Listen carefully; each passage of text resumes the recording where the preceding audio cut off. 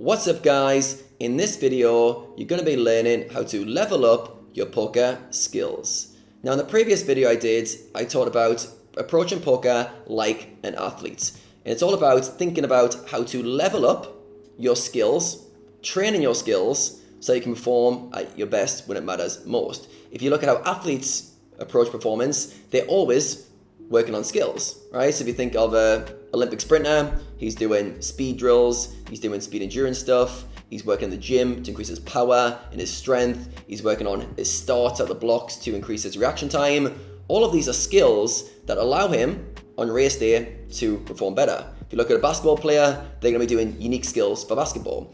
All right, so over the last few years, I've been really thinking about what are the skills that poker players need to train in order to perform at their best when it matters most. And can we break poker down into core skills, and then can we train them so that poker players perform at their best? And the answer is we can.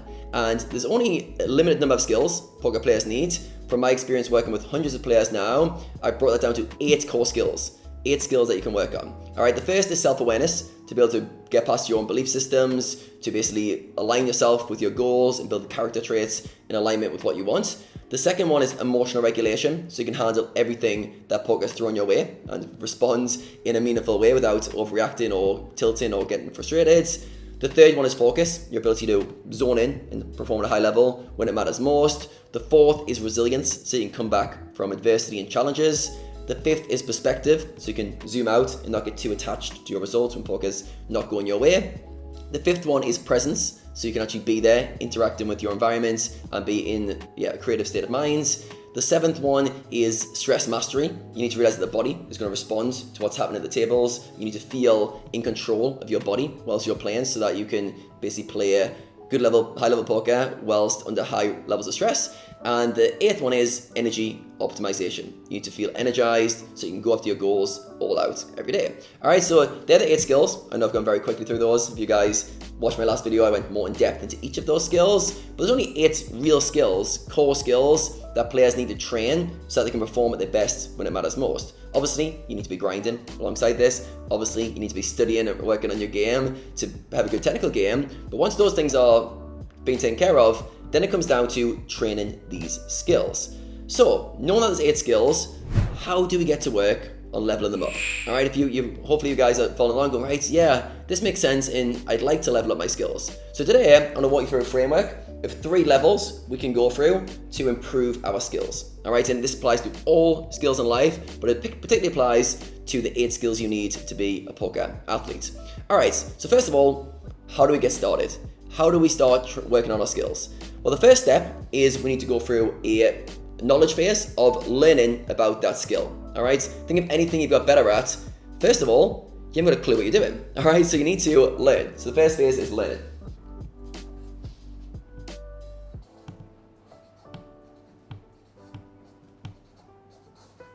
This has to be the starting point for any skill progression. We really need to understand how the skill works, why it works, and how to apply it to ourselves. All right, how to apply it to get better. All right, so when I take poker players through this framework, the first thing I do with each of their skills is I educate them. Right, this is the skill that you're going to need. Here's why it's important, and this is how you're going to use it. All right, so we need to go through this initial phase of learning how to use the skill. All right, so we can call this level 1. All right, my mind works very well in visuals. I think in terms of leveling up your character as a poker player. So the learning phase is level 1, all right, the prerequisite of knowledge. And think of anything you've got better at, you've got to learn about it first, right? Let's say you're going to the gym and you're trying to get stronger. You've got to learn how to perform the movement patterns before you start progressing them. All right, so this is level 1. So let's say you go for level 1, you understand how the skill works, what it's all about, and why it's beneficial for you. The next phase is we need to start progressing that skill, all right? And we need to start training the skill in a meaningful way. Now, training means that you basically know your current level, where you're currently at, and you take on a progressively more challenging stimulus, which creates an adaptive response, all right? An easy analogy would be thinking going to the gym. If you want to get stronger in the gym, you figure out how strong you are currently, and you pick up weights that are on your comfort, on your kind of edge of your comfort, and you start getting repetition of pushing yourself with a challenging stimulus. Over time, you'll progressively overload that skill, and that's the stimulus, so that you adapt in a meaningful way. All right, so training is all about giving ourselves a stimulus or a stress and to adapt that stress, all right, and taking on a more and more, a bigger load over time. All right, so the second stage of skill progression is the training.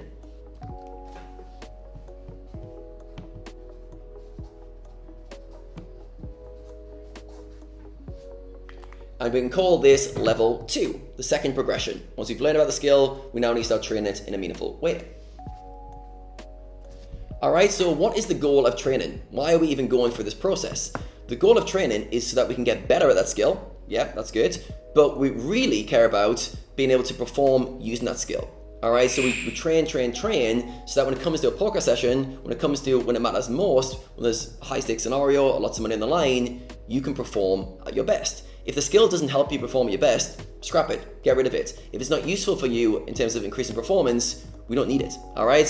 So the next goal of a skill development is how do I perform using that skill? How do I perform better and better using that skill, all right? To finally get to a mastery phase where you can use that skill in all contexts. All right, so the next level becomes performance.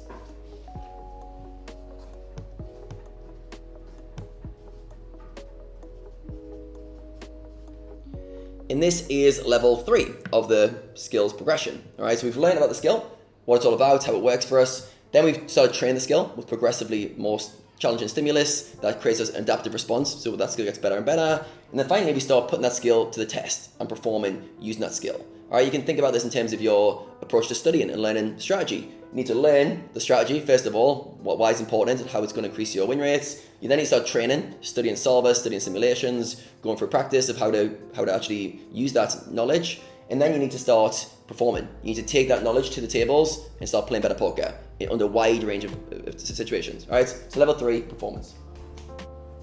So if you want to progress with any skill in life, you need to go through this sequence in this exact order.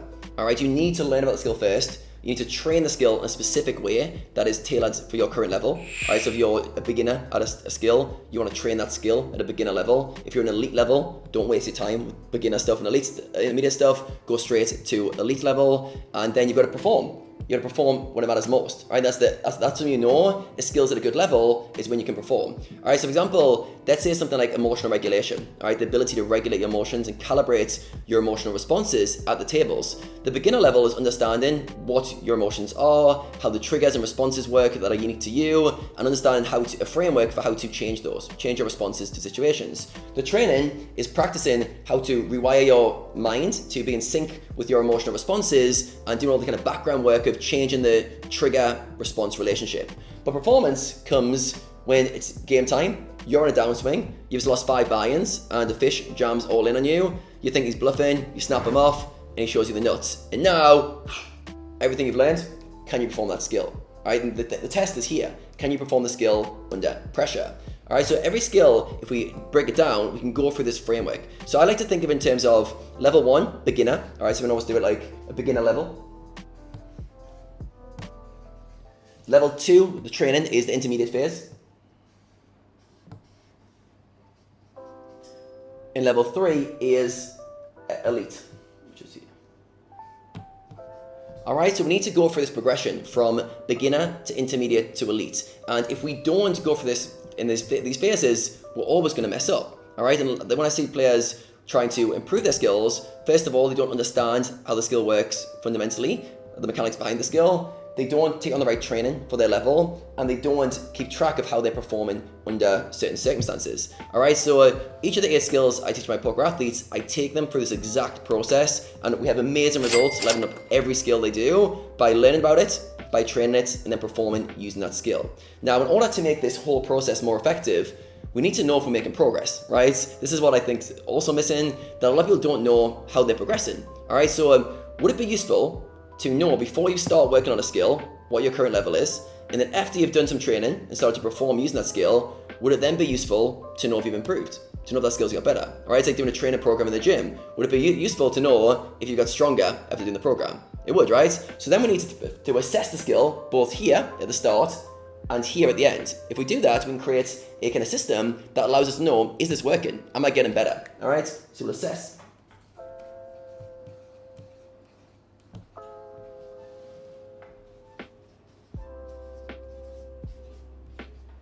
So we assess the skill at the start and at the end. And if we're doing a good job and we're approaching the skill in the right way, we'll see an improvement from the start score to the end score. Hopefully, we go through the beginner phase quite quickly. We learn about the skill, how it works, and we transition to the intermediate phase, all right, level 2.